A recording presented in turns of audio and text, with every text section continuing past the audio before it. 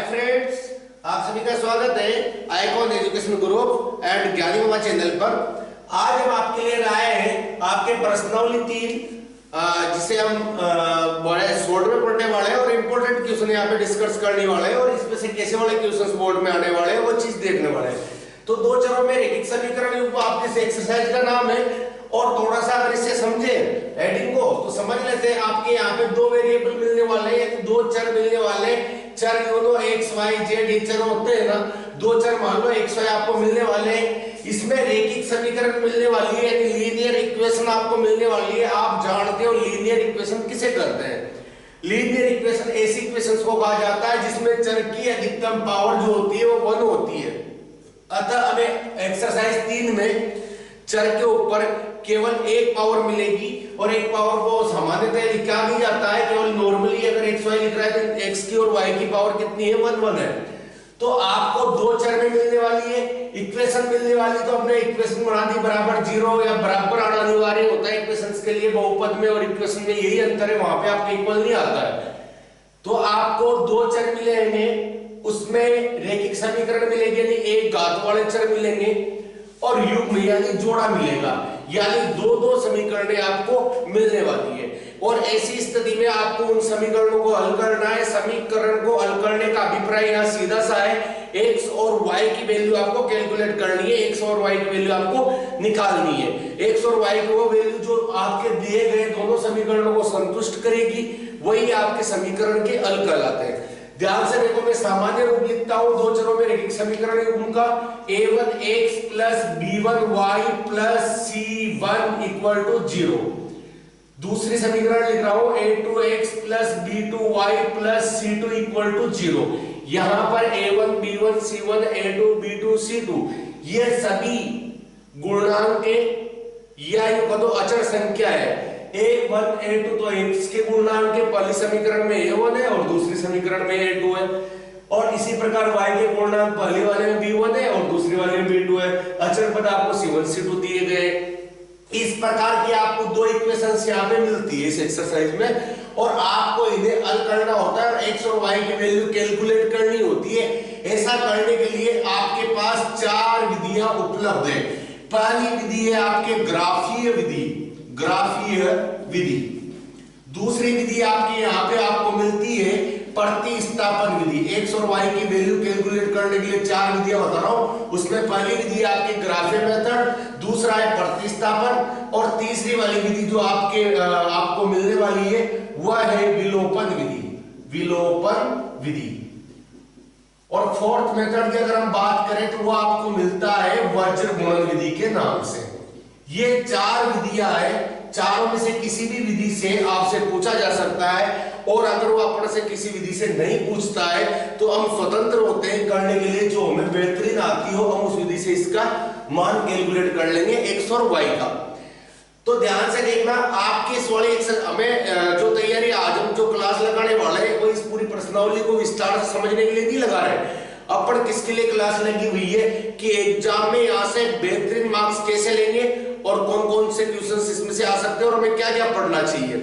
ध्यान से देखिए, इस वाली एक्सरसाइज का जो अंक भार है वो टोटल 9 नंबर का है, यानी एक बहुत बड़ी एक्सरसाइज हो जाती है। यानी 80 में से 9 नंबर इस एक्सरसाइज से आपको मिलते हैं, तो 9 नंबर की एक्सरसाइज है। इसमें कैसे वाले क्वेश्चन आ रहे हैं? पहली बात तो इसमें बहुविकल्पात्मक क्वेश्चन जो ऑब्जेक्ट आपको ऑप्शंस वगैरह मिलते हैं वैसे 2 क्वेश्चन आ रहे हैं। वेरी शॉर्ट आंसर टाइप का एक क्वेश्चन आ रहा है। कुल मिला के एक नंबर के आपके 3 क्वेश्चन हो गए। इसके बाद आपके 2 नंबर का यानी शॉर्ट आंसर टाइप का क्वेश्चन आएगा एक, तो 3 नंबर यहां से, 2 नंबर यहां से, 5 नंबर। एक आएगा लॉन्ग आंसर वाला यानी बड़ा वाला निबंधात्मक जिसे आप बोलते हो, उस वाले में आपको एक क्वेश्चन मिलना है और 4 नंबर वहां से आएंगे। तो 5 और 4 9 नंबर का मैटर आपका कंप्लीट हो जाता है। अगर हम थोड़ा सा समझ के पढ़े तो ध्यान देना, ये लॉन्ग आंसर टाइप का क्वेश्चन जो आएगा 4 नंबर का आएगा, ये आपके 101% कहां से लिया जाएगा? ग्राफीय विधि से लिया जाएगा। यानी ये आपको ग्राफ के रूप में मिलने वाला है। शायद 21वां क्वेश्चन आपको ये मिलेगा एग्जाम में। तो ग्राफीय विधि से आएगा लॉन्ग आंसर टाइप का क्वेश्चन। एक चीज यहाँ क्लियर हो चुकी है, यानी हमें बड़े क्वेश्चंस के लिए तो ग्राफीय विधि पर फोकस करना है, और बाकी रही छोटे क्वेश्चनों की बात, वो हमें इनमें से कहीं से भी मिल जाएंगे। तो 4 विधि हमने पढ़ी है, हम चाहेंगे कुछ इंपॉर्टेंट क्वेश्चन लेंगे और उनके अंक के अकॉर्डिंग उन्हें अपन करने वाले हैं। मैक्सिमम क्वेश्चंस जो क्वेश्चंस आने वाले हैं वो कहां से आएंगे, वो चीज मैं आपको बता चुका हूं। 4 नंबर का यहां से आएगा, और 1 और 2 नंबर के जो है 1 नंबर 2 नंबर वाली है, 1-1 नंबर की है, इनमें से किसी विधि से पूछ लेगा। नॉर्मली कैसे क्वेश्चंस पूछता है ये भी अपन देख लेते हैं। आपके 2 चरों में रैखिक समीकरण युग्म है, अब इसमें से 1 नंबर के क्वेश्चन कैसे वाले पढ़ेंगे, सोच के देखें। आप खुद अनुमान लगा लोगे क्वेश्चन पूछेगा कहां से बंदा। हमने ग्राफीय विधि पढ़ी, ग्राफीय विधि से वो हमसे पूछ क्या सकता है, पूछेगा पता है क्या है, या प्रश्नावली 7 और प्रश्नावली ये 3 7 प्रश्नावली है आपकी कोऑर्डिनेट ज्योमेट्री, उसके और इसके लगभग एक जैसे क्वेश्चन आप मान सकते हो। आपसे पूछ सकता है कि ग्राफीय विधि में आपके जो अक्ष होते हैं वो एक समतल को कितने भागों में बांटते हैं, 4 भागों में बांटते हैं, चारों भाग क्या कहलाते हैं, चतुर्थांश कहलाते हैं, ऐसा कुछ पूछ सकता है। काफी सारे क्वेश्चंस के मैं जो बोल रहा हूँ उसी में से बन जाएंगे। प्रथम चतुर्थांश ये हो गया, सेकंड वाला ये हो गया, थर्ड वाला ये हो गया, फोर्थ वाला ये हो गया। क्लियर, जहां पे दोनों अक्ष मिलते हैं या एक दूसरे को प्रतिच्छेद करते हैं उसे पर क्या कहते हैं, मूल बिंदु कहते हैं, और इसके कोऑर्डिनेट जो होते हैं वो 0 0 होते हैं। ऐसा भी क्वेश्चन आपसे किया जा सकता है। क्लियर है। एक देखो एक्सरसाइज 7 में और ज्यादा मैं डिटेल में बताऊंगा कि यहां से और कौन से क्वेश्चंस बन सकते हैं, छोटे छोटे वाले। तो आपके एक तो यहां से बन सकते हैं, दूसरी चीज अगर इंपॉर्टेंट भी है वो क्वेश्चंस पढ़ेंगे तो आपके कुछ इस तरीके के बढ़ने की संभावना ज्यादा है, ऐसे वाले और ऐसे वाले क्वेश्चंस, यानी 3 नंबर वाले के क्वेश्चंस कैसे बढ़ने की संभावना ज्यादा है। आपने इस प्रश्नावली में पढ़ा था, इन गुणांकों की तुलना करके हम कुछ निष्कर्ष निकालते थे कि इसका हल कैसा होगा, इसका ग्राफ कैसा होगा, ये समीकरण युग्म संगत है या असंगत है। आपके यहां से बहुत ज्यादा क्वेश्चन पूछे जा सकते हैं, यानी मैं कहता हूं ये 2-3 क्वेश्चन सारे यहीं से आ जाए, या फिर संभव होना है कम से कम 1 से 2 क्वेश्चन आपको यहां से मिलने वाले हैं। ध्यान दीजिएगा, यहां से क्वेश्चंस के रूप में क्या क्या पूछ सकता है आपसे।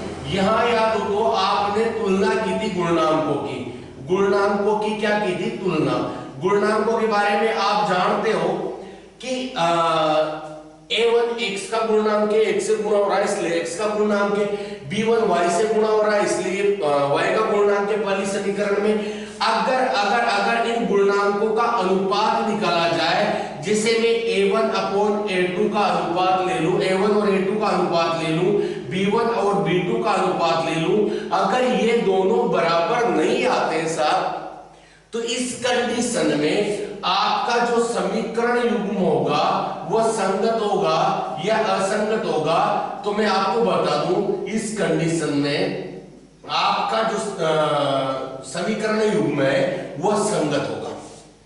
संगत होने के साथ साथ इसकी अगर ग्राफ की बातें करें, ग्राफ कैसा होगा, तो 2 रेखाएं मिलेगी, एक दूसरे को प्रतिच्छेद करती हुई मिलेगी।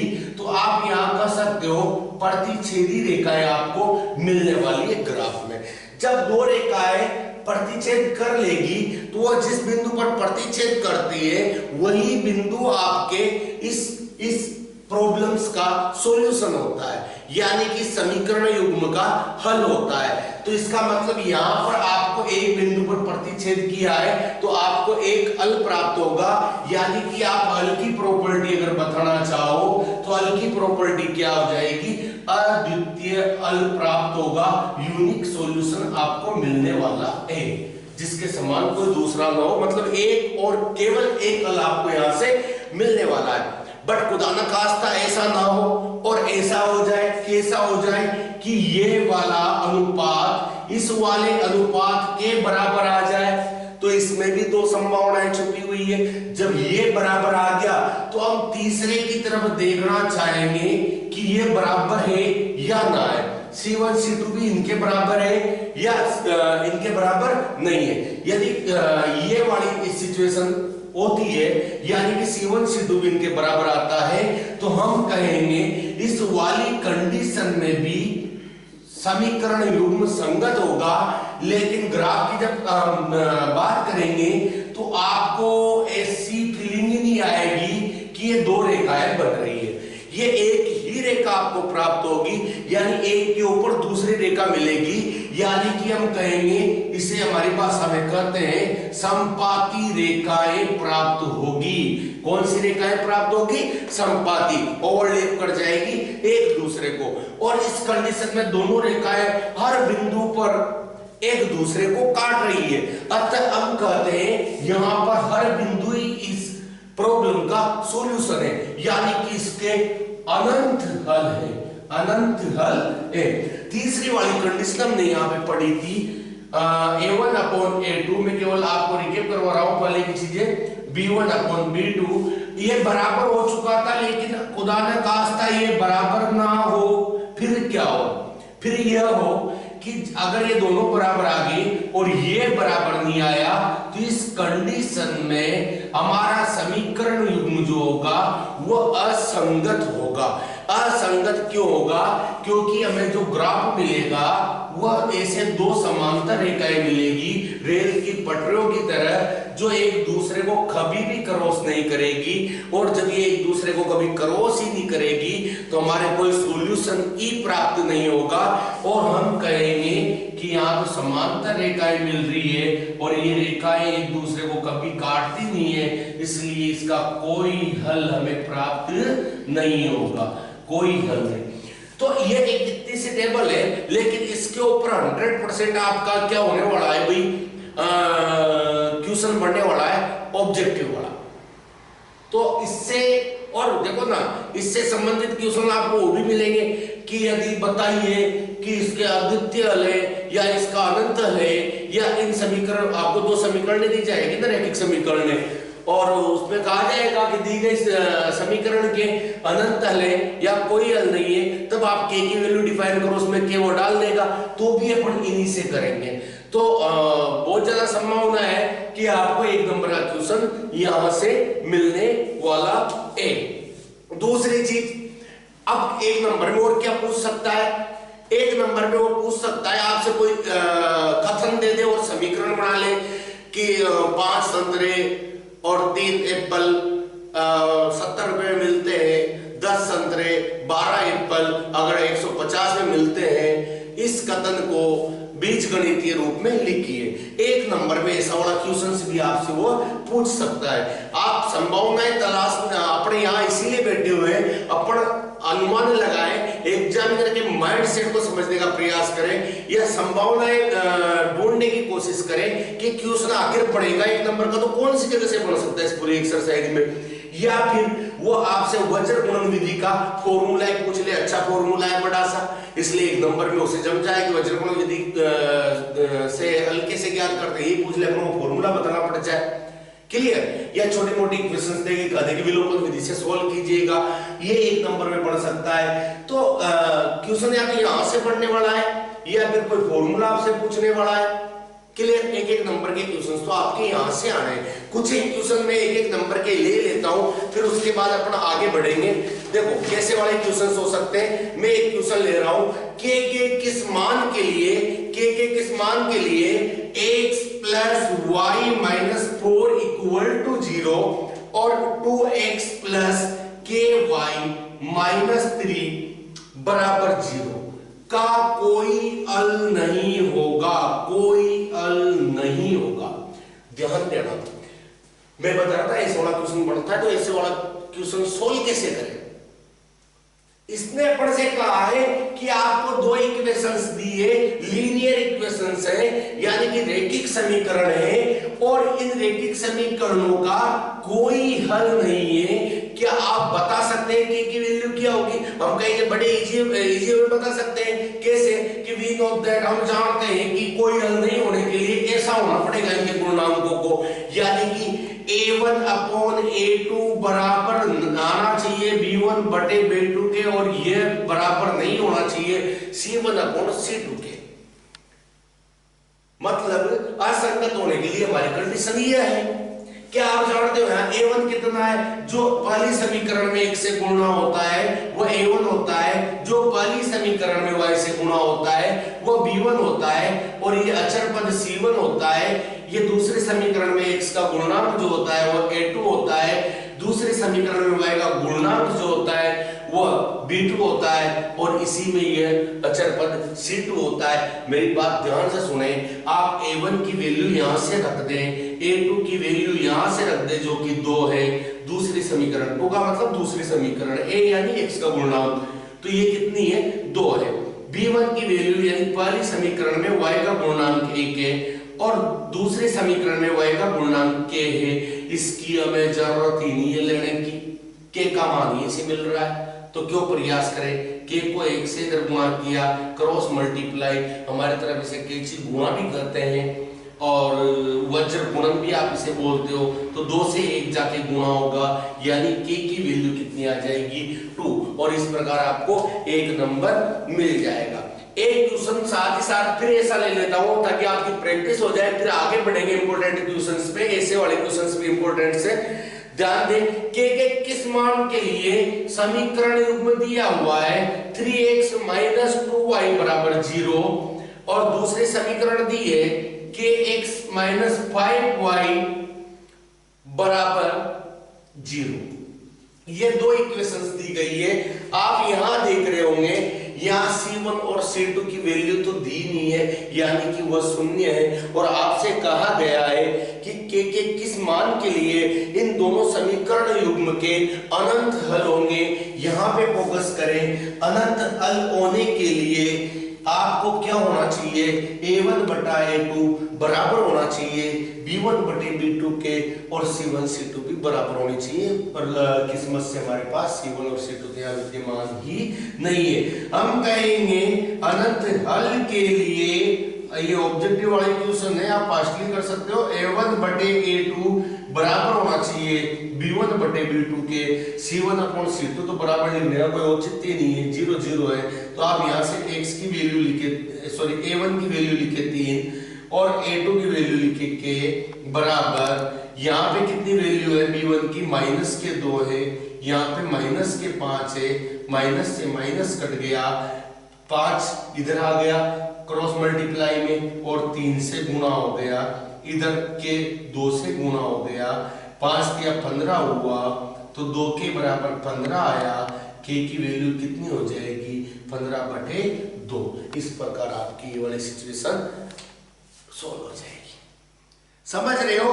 तो 2 नंबर में कैसे वाले क्वेश्चन आ सकते हैं? देखो क्वेश्चन बन रहा है मेरे पास इसमें कि वह समीकरण युग्म जिसका कोई हल नहीं होता, रैखिक समीकरणों का खाली स्थान युग्म कहलाता है, जिसका कोई हल नहीं होता। क्या कहलाता है? रैखिक समीकरणों का असंगत युग्म कहलाता है। कुछ ऐसे ही क्वेश्चंस पढ़ेंगे और यही से पढ़ेंगे जो मैंने बताया है। इसके अलावा आपको मैंने ये भी बताया है कि आपसे हो सकता है कोई वो कथन बोल दे, कोई भी कथन बोल दे, राम श्याम से इतना बड़ा है, 5 वर्ष बाद राम श्याम का इतना गुना हो जाएगा, तो आपको क्या करना है साहब? इसे बीजगणित के रूप में व्यक्त करना होगा और आप ये कर पाओगे। ऐसे वाले क्वेश्चंस आपको वहां पे मिलने वाले, 1 नंबर वाले क्वेश्चन में ऐसे वाले समीकरण वो आपसे बढ़वा सकता है।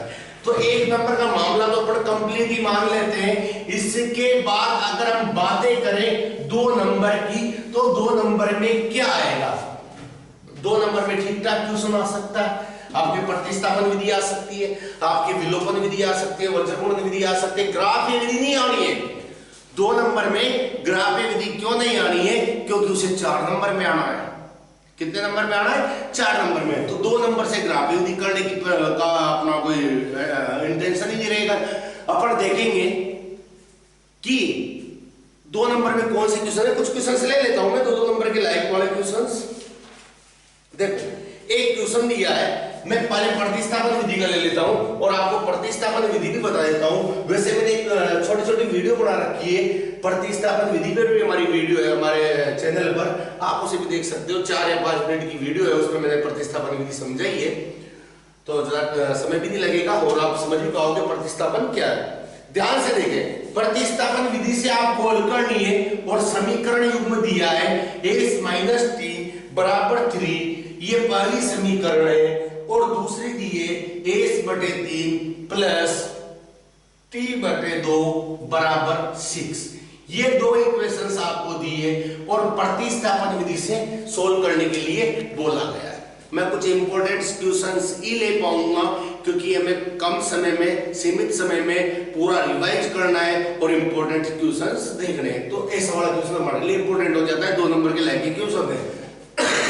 ध्यान दीजिएगा, sorry, s minus T equal to 3 है और दूसरी इक्वेशन आपकी ये है और आपको इसे प्रतिस्थापन विधि से हल करना है। देखो आप कैसे करते हो मुझे पता नहीं है, बट मेरे को ये वाली इक्वेशंस बढ़िया नहीं लगती है, इनकी शक्ल ही अच्छी नहीं लगती है, तो मैं पहले इनकी शक्ल को चेंज करना चाहूंगा। मैं तो इसे समीकरण नंबर भी नहीं दूंगा और इसको जो आपको बढ़िया चेहरा इसका लड़ा है या इसकी शक्ल सुधारनी है, उसके लिए क्या करना है, उसका भी एक रामबाण तरीका है कि आप इन दोनों का लसर कितना हो रहा है, 3 और 2 का 6 होता है, तो उस 6 से इन तीनों को पूरी समीकरण को गुणा कर दे, जिसे मैं अगर यहाँ पे 6 से गुणा करूं तो मुझे क्या मिलने वाला है, ध्यान से देखें। 6 क्यों लिया, 3 और 2 का एलसीएम कितना होता है 6, तो s बटे 3 प्लस 6 इंटू टी बटे 2 बराबर 6 इंटू 6। 3 से ये 2 बार कटा, 2 से ये 3 बार कटा, आप देखोगे ये आया 2s, ये आया 3t बराबर 36 हो गया। अब इसकी शक्ल अपन को अच्छी लग रही है, अब जाके हमने इसे नाम दिया है कि समीकरण 2 है। हमारी पहली समीकरण यह है। मैंने प्रतिस्थापन विधि में आपको पहले भी बताया हुआ है कि प्रतिस्थापन विधि में किसी भी एक समीकरण से आप एक चर की वैल्यू निकालते हो और उसे दूसरे समीकरण में रखते हो। जहां से आपको अच्छा लगे वैल्यू वहां से निकालो। मुझे यहां से इजी लग रहा है, एस की वैल्यू निकालना और इजी लग रहा है, टी की भी निकाल सकता हूं, टी को इधर भेज दूंगा, 3 को इधर ले लूंगा। किसकी भी वैल्यू आप निकाल लो एक चर की और उसे दूसरी वाले समीकरण में रख दो, या दूसरे से एस की या टी की वैल्यू निकालो और उसे यहां रख दो। पर यह थोड़ा मुश्किल सा काम है, मुश्किल तो नहीं पर इजी यहां पे ज्यादा दिख रहा है। ध्यान दें, समीकरण 1 से मैं कुछ करने जा रहा हूं, s का मान मैं निकालने जा रहा हूं। जब s निकालूंगा तो t को मैं पीछे भेज रहा हूं और आप जानते हो गणित में पक्षांतरण करते हैं तो चिन्ह बदलता है, माइनस टी पीछे गया प्लस का t हो गया। इसे आप हमेशा, मैं तो कहता हूं मेरे हैबिट के अनुसार कि इसे आप 3 नंबर जरूर देते हैं। किसी को 3 नंबर अपने समीकरणों के नंबर भी फिक्स कर लो साहब, पहली दूसरी दी हुई समीकरण होगी, तीसरी इक्वेशन जो जिसे प्रतिस्थापित कर रहे हैं उसका मान जहां भी आएगा उसे 3 नंबर दे देंगे, उसका फायदा भी होगा, बताऊंगा आगे। अब ये मान जो s का आया है आपने समीकरण 1 से निकाला है ना, इसमें वापस मत रख देना वरना दोनों पक्षों के आइटम कट जाएंगे और आपको कुछ मिलेगा नहीं। आपने जिससे निकाला है उसमें न रख के जो अतिरिक्त समीकरण मिली हुई है या आपके पास पड़ी हुई है उसमें ये मान रख दें। तो मैं मान समीकरण 2 में रख रहा हूं और 2 में जैसे ही मान रखा, s की जगह क्या आएगा 3 प्लस t आएगा, s की जगह प्लस की जगह प्लस लिखा, 3 की जगह 3 लिखा, t अपनी जगह लिखा रहेगा, बराबर हो गया 36। आप अच्छे स्टूडेंट है और आपको पता होगा जब भी हमें किसी भी वेरिएबल की यानी चर की वैल्यू निकालनी होती है, अगर समीकरण में 2 चर है तो हमें 2 समीकरणों की आवश्यकता होती है, अगर एक चर है तो एक समीकरण से निकल जाता है। अब यहाँ देखो आपके केवल एक चर रह चुका है, यदि इसे सोल्व करूंगा इस समीकरण को, t की वैल्यू 100% निकलने वाली। देखो क्या निकलेगी, 2 से 3 गुणा हुआ 6 हुआ, 2 से t गुणा हुआ 2t हो गया, 3t यहाँ पे है बराबर 36 है। You know that 2t plus 3t समान पद हैं इसलिए जुड़ जाएंगे और ये 5t हो जाएगा। 6 को पीछे भेजा माइनस का हुआ, 5t इक्वल टू कितना आ गया 30 आ गया। मुझे t की वैल्यू चाहिए, t की क्या, मुझे तो अभी s की भी चाहिए, बट पहले मैं t की वैल्यू यहां से कैसे निकालूंगा, 5 गुणा में कहां चला जाएगा बटे में, 30 के बटे में 5 चला गया और आपका आंसर आ गया कि t की वैल्यू कितनी आ गई हमारे पास 6 आ गई। इस मान को आप 1 में रखोगे तब भी आंसर मिलेगा, 2 में रख दोगे टी के मान को तब भी एस की वैल्यू आ जाएगी, और 3 में रखोगे तब भी आ जाएगी। पर मेरा आपको सजेशन है इस वैल्यू को समीकरण 3 में रखना चाहिए आपको, क्योंकि डायरेक्ट आपको एस ही मिलेगा। मैंने मान समीकरण 3 में रखा, मैं इधर ही रख देता हूं, उधर लिखने की समस्या हो सकती है। मान 3 में रखा तो s बराबर 3 प्लस t की वैल्यू यहां से रखी 6i, इसका मीन्स 6 प्लस 3 इक्वल टू कितना हो गया, 9 हो गया। और हम कहेंगे t का मान 6 है, s का मान 9 है। इन्हें आप यहाँ पे रख के वेरीफाई भी कर सकते हो अपने आंसर को। आपको लगे कि कुछ गलत हो रहा है क्या, मन में कुछ शंका हो तो चेक कर लो। s का मान कितना आया 9, माइनस t की वैल्यू 6 आई, 9 में से 6 गया, 3 आ गया, 1 से काफी है, 6 तो दूसरे में रख के चेक कर लो। 9/3 कितना होता है, 3 होता है, और यहाँ 6/2 भी कितना होता है, 3 होता है। 3 + 3 = 6, इधर भी 6 है उधर भी 6 है। That's all. मैं एक क्वेश्चन और आपके प्रतिस्थापन विधि का ले लेता हूँ, पास्टली प्रतिस्थापन से कर लेते हैं। एक क्वेश्चन है, बढ़िया क्वेश्चन है, इंपॉर्टेंट क्वेश्चन है, ठीक है। क्वेश्चन को देखिएगा। क्वेश्चन है 2x + 3y = 11 है। 2x + 3y = 11 है। 2x + 3y बराबर कितना है, 11 है। और दूसरी इक्वेशन दी है 2x - 4y इक्वल टू -24 है, -24 है। और साथ ही हमसे कहा है कि इन्हें हल कीजिए, इन इक्वेशंस को हल कीजिए। और हल करने के बाद इन्होंने हमें एक चीज दी हुई है कि m का वह मान ज्ञात कीजिए, m का वह मान ज्ञात करना है ताकि y बराबर mx प्लस, मैं देख लेता हूं, mx + 3। ओके, ये आपका क्वेश्चन है। ध्यान से समझें क्वेश्चन क्या है। पहले हमसे कहा है इन्हें आप हल कीजिए। जब आप इन्हें हल कर लो तो m का वह मान ज्ञात करना है ताकि y बराबर mx + 3 हो जाए। ध्यान से देखना, आराम से इस चीज को समझने का प्रयास करते हैं। मैं विलोपन विधि लगा लेता हूं। वैसे सिंपल जो विधि अपन को लगने वाली है विलोपन विधि लगने वाली, मैं यहाँ पे प्रतिस्थापन विधि लगा लेता हूँ, क्योंकि प्रतिस्थापन के ऊपर क्या कर रहे हैं, प्रैक्टिस कर रहे हैं। वरना यहाँ पे इजी कौन सी रहेगी, विलोपन रहेगी। ध्यान दें, आपको समीकरण 1 या 2 में से किसी भी एक का मान निकालना है। माना कि मैं समीकरण 1 से निकालूं, 2 से निकालूं, किसी से भी निकाल लो, 1 से निकाल लेता हूं। 1 से 2x इक्वल टू कितना हो जाएगा, 3y को मैंने पीछे भेजा, ये खाई का हो गया ना, माइनस का हो गया। ध्यान दीजिए, मुझे वैल्यू x की निकालनी है, न कि 2x की। किसी एक चर का मान निकालना है। आप देख पाओगे जो गुणा में है वो कहां चला जाएगा ना, बटे में चला जाएगा। और मेरे पास x का मान आ गया। मैंने कहा था जब भी ऐसे एक चर की वैल्यू आप निकाल लो उसे इक्वेशन नंबर 3 दे देना चाहिए। अब मैंने समीकरण 1 से निकाली है तो आप समझ पाओगे मुझे इस मान को समीकरण 2 में रखना है। समीकरण 2 में क्या है, समीकरण 2 में मान रखने पर काय का मान रखने पर, x का मान रखने पर। ध्यान दीजिए, 2x की जगह आया 11 - 3y/2। x की जगह हमने वैल्यू रख दी है वाली, बाकी तो जल्दी लिखना है -4y = -24। यू नो दैट 2 से 2 गया, कट गया।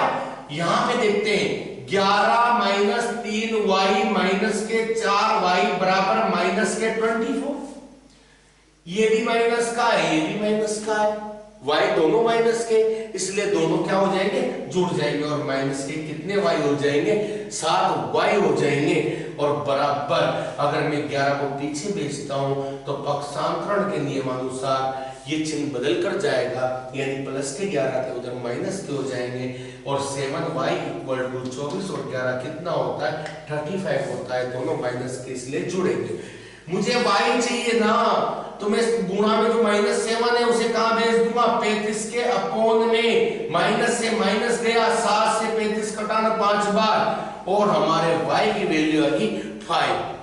ये मान कहां रखना है, एक से भी आएगा, दो से भी आएगा, पर अपन को कहाँ रखना है, हमें हमेशा किसमें रखना है, समीकरण 3 में। जिसे ये मान आप समीकरण 3 में रखोगे, ध्यान से देखना, x बराबर 11 माइनस 3 इंटू वाई की जगह आया 5 बटे में आया 2, और आप देख पाओगे 5 दिया कितना होता है, 15 होता है, और 11 में से 15 गए तो कितने बचे, माइनस के 4 बटे 2, और यानी भाग गया -2 बार, यानी x की जो वैल्यू आई है वो -2 आई है, और y की जो वैल्यू आई है वो 5 आई है। अपन चेक कर लेते हैं, 5 दिया 15 होता है, और 2 दुआ माइनस के 4 होंगे, 15 में से 4 गए तो 11, यानी सही है।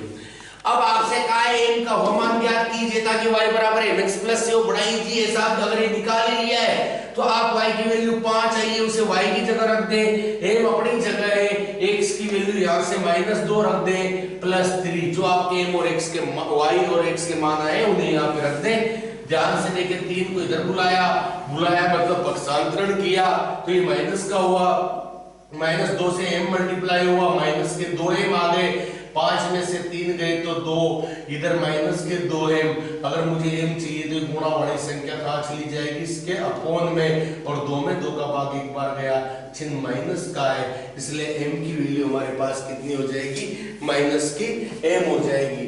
ठीक है, तो ये आपके प्रतिस्थापन विधि थी। अब मैं चाहूंगा अपन कुछ क्वेश्चंस विलोपन विधि के भी कर लें। विलोपन विधि भी अपने आइकॉन एजुकेशन ग्रुप जो चैनल है जिस पे आप फिलहाल ये वीडियो देख रहे हो उस पे डली हुई है, मुश्किल से 7-8 मिनट की है और बढ़िया से शॉर्टली उसे समझाया गया है। आप चाहो तो वहां जाकर एक बार विलोपन विधि वाला टॉपिक भी, या विलोपन से जो अपन रैखिक समीकरण सोल्व करते हैं वो वाला टॉपिक देख सकते हो। चलो मैं विलोपन विधि यहां भी बात कर लेता हूं। आपको 2 समीकरण दी गई है। पहली समीकरण है, रैखिक समीकरण है 3x minus 5y equal to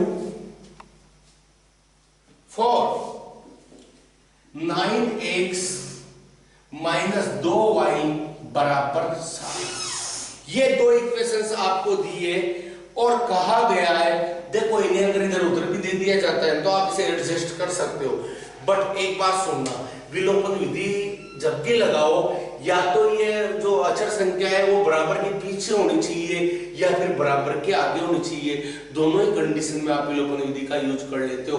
और विलोपन विधि से अभिप्राय क्या है, विलोपन विधि से अभिप्राय है किसी चर को विलुप्त कर देना, गायब कर देना, और इन्हें किसी भी चर को गायब करने के लिए हम जो समीकरणों का जो हमारे मेथड है, समीकरणों के जो रूल्स है उन्हें हम फॉलो करते हैं। समीकरण के दोनों पक्षों में किसी भी संख्या का गुणा किया जा सकता है, दोनों पक्षों को किसी भी संख्या से भाग दिया जा सकता है, दोनों में बराबर बराबर जोड़े जा सकते हैं, दोनों में से बराबर बराबर घटाए जा सकते हैं। इसमें से केवल एक नियम का हम प्रयोग करते हैं कि समीकरण के दोनों पक्षों में किसी भी संख्या का गुणा किया जा सकता है, दोनों तरफ हो, यानी प्रत्येक पद से गुणा हो, ऐसा आपको समझ में आना चाहिए। ये 2 इक्वेशंस आपको दी गई है और कहा है कि विलोपन विधि से हल कीजिएगा, विलोपन विधि से हल कीजिएगा।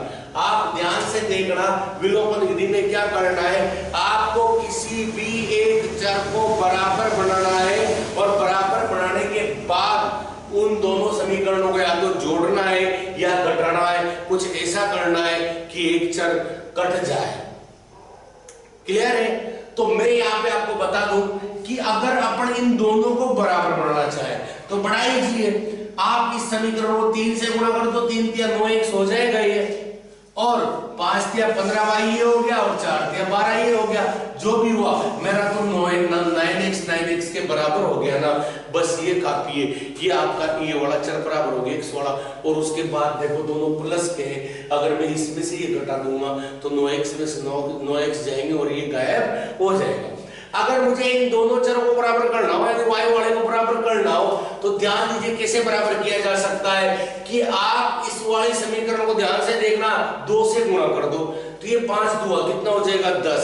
अब इसे 10 बनाने के लिए इसे कहीं से करना पड़ेगा 5 से, तो इसे 5 से कर दो, ये भी 5 दुआ 10 हो जाएगा, ये भी कितना हो जाएगा 5 दुआ 10 हो जाएगा। इसे 2 से गुणा करते हैं, इसे 5 से कर दिया, उससे भी काम चल जाएगा, y वाला बराबर हो जाएगा।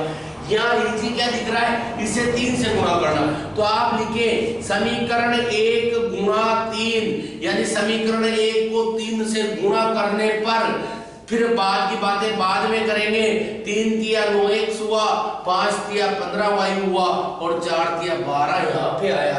इसे देखना, इसके साथ कोई छेड़खानी नहीं करनी है, इसे ऐसा का ऐसा रख देना है, बराबर 7। आपके तो एक चर बराबर हो गया ना, मनाओ खुशियां, थोड़ा फटा गया। करना क्या है इसके बाद, सुने, दोनों बराबर है, राइट, बराबर है, लेकिन चिन्ह भी समान है, ऐसे तो कटे नहीं, और कटे नहीं तो गायब हो नहीं, तो फिर क्या करें भाई, अपने पास दो विकल्प, या तो इन दोनों समीकरणों को अपन छोड़े या फिर घटाएं। और घटाने में क्या होता है, चिन्ह बदलते हैं, आपको पहले से पता है। तो अगर मैं इसे घटाऊंगा तो इसका चिन्ह बदलेगा, 9x प्लस का होगा, 9x माइनस का रहेगा, कट जाएगा, क्लियर। तो अपना एक चर विलुप्त हो गया, और ये तो विलोपन विधि है। ध्यान से देखिए, मैं यहाँ माइनस लगाता हूं और इसमें से समीकरण 2 को घटा देता हूं, मेरा कथन हो जाएगा पूरा। अगर हिंदी में लिखोगे तो लिख देना समीकरण 1 को 3 से गुणा करके समीकरण 2 को घटाने पे, ठीक है। ध्यान देना, घटाएंगे तो ये माइनस का, ये प्लस का, ये माइनस का, चिन्ह बदलेंगे, 9x से 9x गया, माइनस के 15y है, प्लस के 2y है, 15 में से 2 गए, माइनस के 13y बचे। आप देखोगे 12 में से 7 जाएगा, क्योंकि 12 प्लस का है, 7 माइनस का है, इसलिए प्लस के 5 बचेंगे, राइट।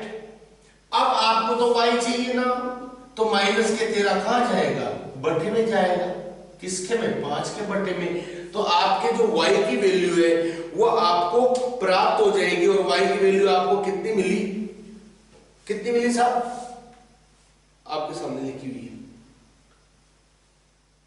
बिल्कुल सही है, ओके।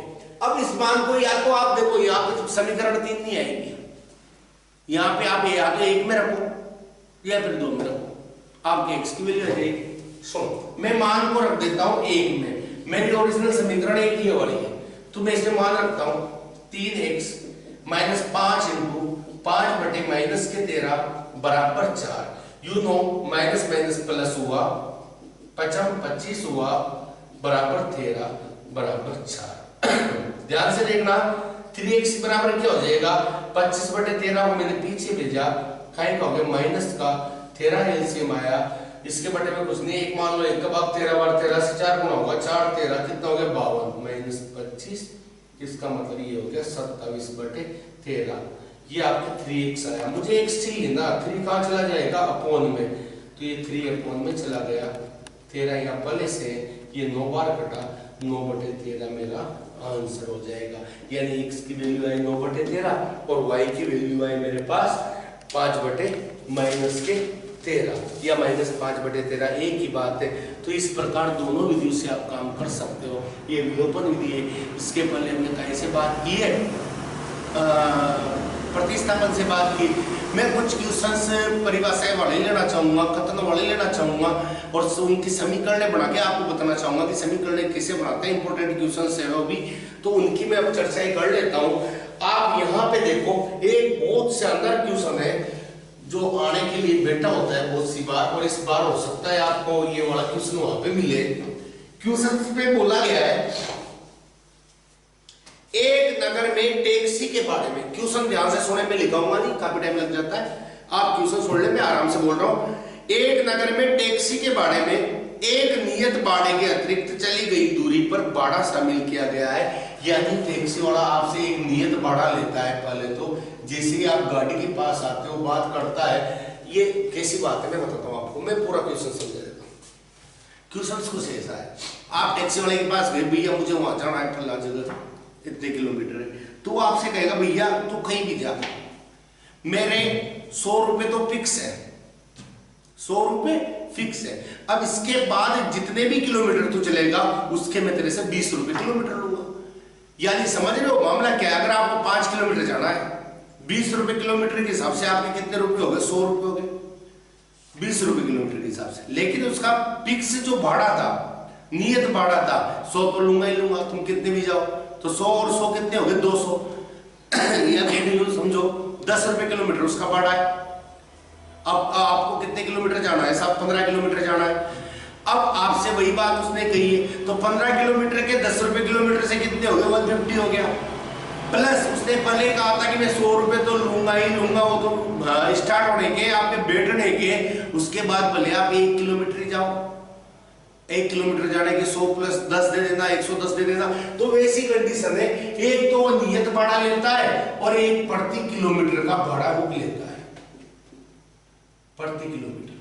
ठीक है, नियत भाड़ा फिक्स है, वो उतने तो लेगा ही लेगा, उसके बाद नियत मतलब प्रति किलोमीटर का भाड़ा लेगा। सुनना, अब ये कहता है 10 किलोमीटर के लिए भाड़ा 100 रुपए, यानी एक बंदा चला 10 किलोमीटर और उसने भाड़ा दिया कितना? 105 रुपए दिया। क्लियर? हाँ बिल्कुल ही है। और 15 किलोमीटर एक बंदा चला, उसने इसका भाड़ा दिया आपको, मतलब उस ऑटो वाले को 155। क्लियर? आपसे पूछा गया है नियत भाड़ा तथा प्रति किलोमीटर भाड़ा क्या है, यानी नियत भाड़ा कितना है और प्रति किलोमीटर भाड़ा कितना है, और एक व्यक्ति को यदि 25 किलोमीटर जाना हो तो उसे कितना किराया देना पड़ेगा। ठीक है, वैसे जोड़ के मत लिखे आना कि सर 10 किलोमीटर के 105, 15 किलोमीटर के 155, हमारा आंसर हो गया 260, जो कि बहुत भयंकर वाला गलत होगा, क्योंकि जो गलत होगा क्योंकि उसने नियत भाड़ा यहां भी दिया है और यहां भी दिया है, तो नियत भाड़ा तो 2 टाइम चला गया ना, 2 बार चला गया, तो इसलिए 25 किलोमीटर की ये नहीं आएगा, आंसर कुछ और आएगा, देखेंगे क्या आएगा। आप इसे वाले क्वेश्चंस में क्या करोगे? सबसे पहले तो आपको वो चीज जो आपसे पूछी गई है वो ढूंढनी है कि आपसे पूछा क्या जा रहा है। मेरे से पूछा जा रहा है नियत भाड़ा क्या है, प्रति किलोमीटर भाड़ा क्या है, तो इन दोनों को मैं कुछ भी मान लूंगा, x मान लूंगा, y मान लूंगा, z मान लूंगा, जो भी मानो दोनों को एक अक्षर मान लेना। माना कि नियत भाड़ा 100 रुपए है।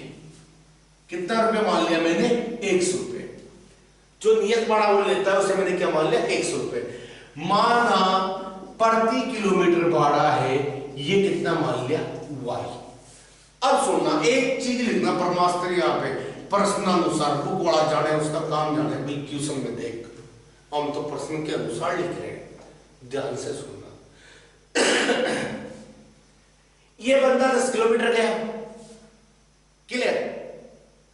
अब 10 किलोमीटर के वो जो हमारा टेम्पो वाला है, tempo, you know tempo, taxi, तो टेम्पो वाला जो है वो क्या करता है? भाई साहब 100 रुपए तो लेना ही लेना, हमने कहा ये पकड़ कि अभी और लेना, हमने कहा प्लस कर देंगे, लो क्या लेना?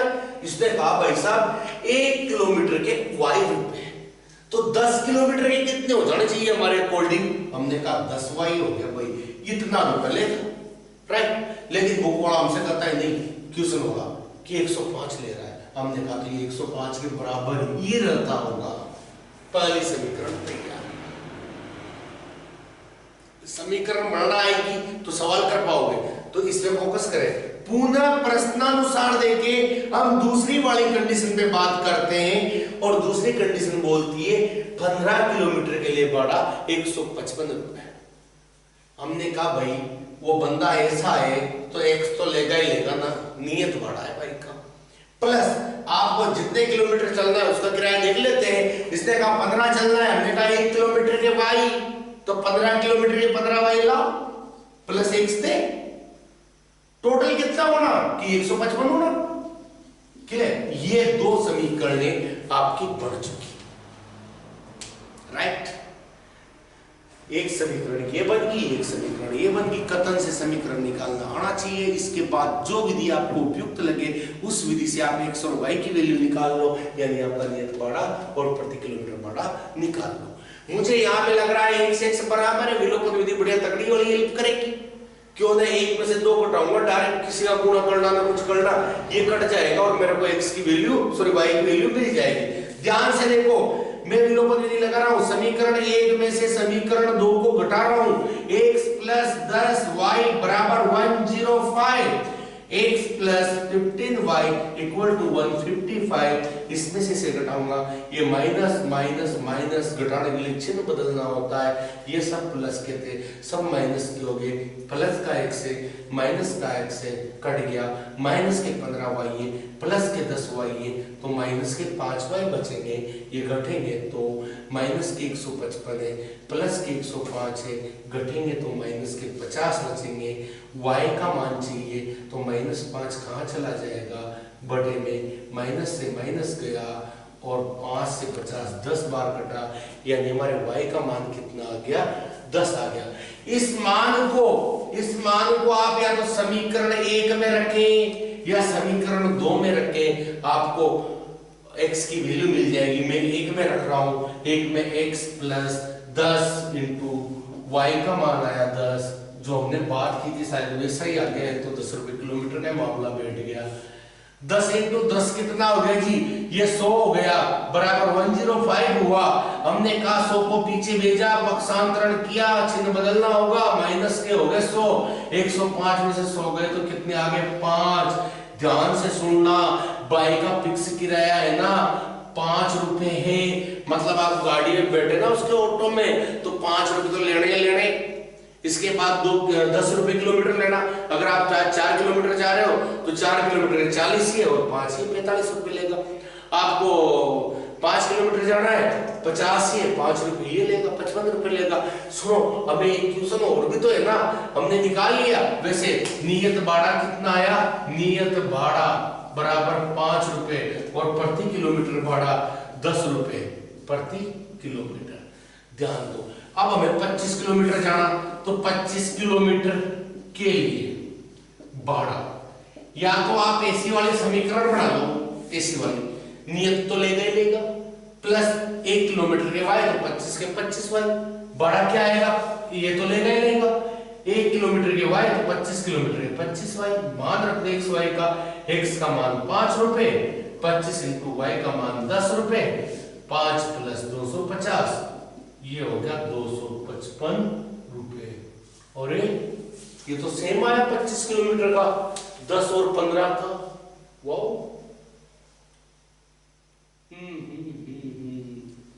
25 इंटू 10 प्लस 5 255 नहीं आया, सॉरी ये 0, ये 6, ये कितना हो गया 2, ये 260 आ रहा था, अपन सही थे उस वक्त भी। किन्हें जोड़ने से आपको 25 किलोमीटर का ना मिलेगा। देखो 5 रुपए ज्यादा लगे ना, हमने कहा था कि 2 बार लग जाएगा आपकी क्या, नियत भाड़ा। देखो ये 5 रुपए इसी वजह से यहाँ ज्यादा आ रहे हैं क्योंकि अपन ने भाड़ा कितनी बार दे दिया, नियत भाड़ा इसमें भी देंगे और इसमें भी देंगे, तो 5 रुपए ज्यादा आने थे, इसलिए यहाँ पे 5 ज्यादा आ रहे हैं, अपन सही थे। यहाँ पे अगर इन्हें जोड़े 10 और 15 किलोमीटर को तो 260 रुपए पड़ना है भाई, तो ठीक है, हमारा एकदम परफेक्ट है। यानी कि 25 किलोमीटर के लिए 255 रुपए लगेंगे और 5 रुपए नियत भाड़ा रहेगा, और इसी के साथ प्रति किलोमीटर का किराया 10 रुपए प्रति किलोमीटर रहेगा। चलो एक क्वेश्चन और देख लेते हैं, सही आपके कथन वाला, जिसमें वो कुछ बोले और आपको समीकरण बनाना हो और उसे सोल्व करना हो। ध्यान से देखना, अब थोड़ा अच्छा सा क्वेश्चन ले रहा हूं, ये भी बढ़िया क्वेश्चन है और यदा कदा पूछे जाते हैं इसे वाले क्वेश्चन, इसलिए इंपॉर्टेंट लगते हैं साहब। ठीक है, क्वेश्चन ऐसा है, यदि किसी भिन्न के अंश और हर दोनों में 2 जोड़ दिया जाए।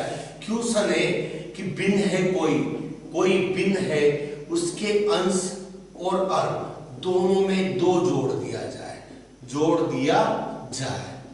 कोई भिन्न ले ली जाए और उसके अंश और हर में कोई भिन्न ऐसी है जिसके अंश और हर में 2 जोड़ दिया जाए, तो वह भिन्न 9/11 बन जाती है। वह भिन्न क्या हो जाती है, 9/11 बन जाती है। यदि अंश और हर दोनों में 3 जोड़ दिया जाए, अंश और हर दोनों में 3 जोड़ दिया जाए, पहले 2 जोड़ा था, अब अगर 3 जोड़ दिया जाए, जोड़ नहीं है ना, हाँ जोड़ दिया जाए तो भिन्न 5/6 हो जाती है। और आपसे कहा है उस भिन्न के बारे में बताओ, वो भिन्न क्या है। सुनो, भिन्न कैसी होती है, कुछ ऐसी होती है A/B टाइप की। ये ऊपर वाला आपका अंश होता है, नीचे वाला आपका क्या होता है, हर होता है। इसने जो कहा है उसे समझे। अपन भिन्न को ही मान लेते हैं, माना कि वह बिन हर को x, अंश को x ले लो और हर को y ले लो, तो x अपॉन y। माना कि वो बिन x अपॉन y। ध्यान से देखिए, प्रश्नानुसार समीकरण कैसे बनानी है, बढ़ाई चाहिए। अपन जो ये कहेगा बस वो करेंगे, समझ के करेंगे, आपकी समीकरण बन जाएगी। इसने कहा था कि अंश फलन में 2 जोड़ दिया जाए, x upon y plus k2 plus k2, दोनों में 2 जोड़ दिया।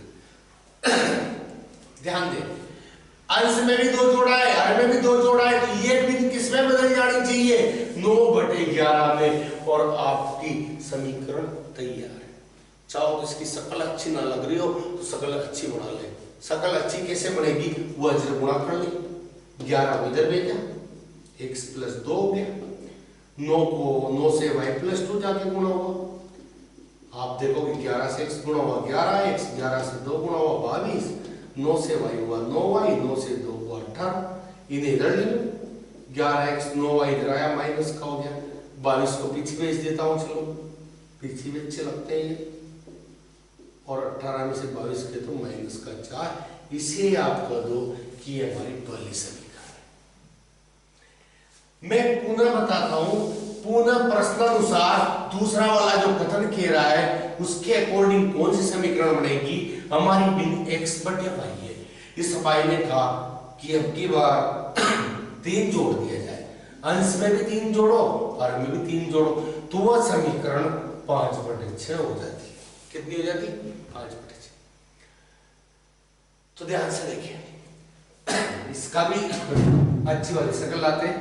6 से x मल्टीप्लाई हुआ 6x, 6 से 3 गुणा हुआ 18, 5 से y हुआ 5y प्लस 3 से, मैं डायरेक्ट गुणा कर रहा हूँ भाई, है ना, इसको इनसे कर रहा हूँ, इसको इससे कर रहा हूँ, वही वजह गुणा है।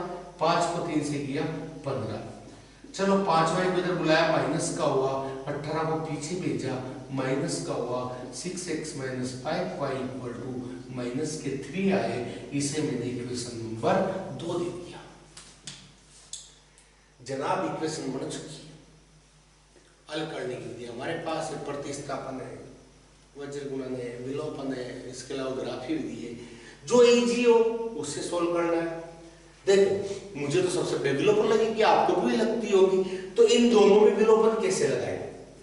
अच्छी बात है, या तो आप x वाले आइटम बराबर करें, और x वाले को बराबर करने के लिए 11x है, 6x है, कुछ नहीं दिख रहा हो तो इसके 6 से गुणा कर ले, 6 11 66 हो जाएगा, और इसके 11 से गुणा कर ले 6 से, ये भी 6 11 66 हो जाएगा, और हमारा मामला जम जाएगा। या फिर y वाले को बराबर करें, y वाले के लिए क्या है कि 9 को 5 से गुणा कर दो, 9 पंजे 45 हो जाएंगे, और इस 5 को इस वाले 9 से गुणा कर दो, ये भी 45 हो जाएंगे, और मामला फिर बराबर हो जाएगा। अब जैसा तुम चाहो वैसा कर लो। मैं जो करना चाह रहा हूं, मैं ये कर लेता हूं कि मैं x वाले बराबर कर लेता हूं, तो समीकरण 1 को, इसके आगे 11 है, इसके आगे कितना है 6, तो इसके 6 से इसे गुणा करें समीकरण 1 को 6। समीकरण 2, इसमें देखो मुझे इसके 11 से यहां गुणा करना है, समीकरण 2 को 11 से कर देंगे, एक को नहीं करना है, पूरे को करना है। ध्यान से देखना, 11 को इस वाले समीकरण को 6 से गुणा कर रहा हूं, 6 11 66x प्लस सॉरी माइनस 9 6 56, 9 से 6 गुणा हुआ 56 भाई, 6 गुणा हुआ 4 से, 6 चौक के 24, यहां देखिए 11 से करना है, 6 11 66, 5 11 55, 5 11 55, 3 11 33। अब देखिए इन्हें काटने के लिए जो बराबर है समान चिन्ह के हैं, इसलिए हमें घटाना पड़ेगा। इसे घटाएंगे, इनकी चिन्ह बदलेंगे, प्लस का था माइनस हो गया, माइनस का प्लस, माइनस का प्लस, ये दोनों कट गए। 55y में से 54y जाएंगे, तो आपको पता है केवल y बचेंगे, वो भी खाएंगे बचेंगे प्लस के, क्योंकि प्लस की संख्या क्या है, बड़ी है। यहां 33 में से 24 गए, तो 33 में से 24 यानी 9 बचा। कितना बचा? 9। यानी आपके y की वैल्यू डायरेक्ट आ गई 9। इस मान को चाहे तो समीकरण 1 में रखें या 2 में रखें, आपको x मिल जाएगा। माना कि मैं समीकरण 2 में ही रख देता हूँ इस बार। 6x - 5 × 9 = -3। 6x 9 पंजे 45 हुए बराबर -3। 6x = -3 + 45, इसलिए x = 45 में से 2 गए 42 और 6 कहाँ गया, बटे में चला गया। 6 × 7 = 42। x की वैल्यू क्या आ गई, 7 आ गई। और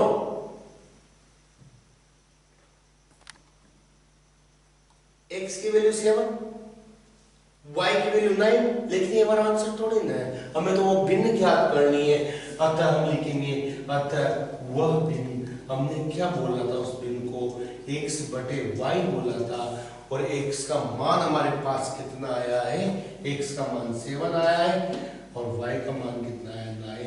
अतः वह भिन्न क्या होगी, 7/9 होगा। वह भिन्न 7/9। क्लियर है भाई? इस प्रकार जितने भी क्वेश्चंस 2 नंबर के पढ़ सकते थे वो कुछ इसी टाइप के क्वेश्चंस पढ़ेंगे। ये कुछ महत्वपूर्ण क्वेश्चंस थे। अब हम 4 नंबर वाले क्वेश्चंस की बात करें तो वो ग्राफ से आना है, और मैं चाहूंगा मैं ग्राफ के ऊपर एक वीडियो और बना दूं, इसके बाद में लंबा नहीं हो जाए वीडियो, तो इस वीडियो में यही काफी है। जल्द मिलता हूँ, ग्राफ वाले 4 नंबर वाले क्वेश्चन के लिए एक वीडियो और लेके आपके सामने आता हूँ। तो थैंक यू, आज के लिए इतना ही पर्याप्त था। आप मेहनत करके पढ़े, बहुत कम समय रह गया है आपके बोर्ड एग्जाम में। Okay, thank you.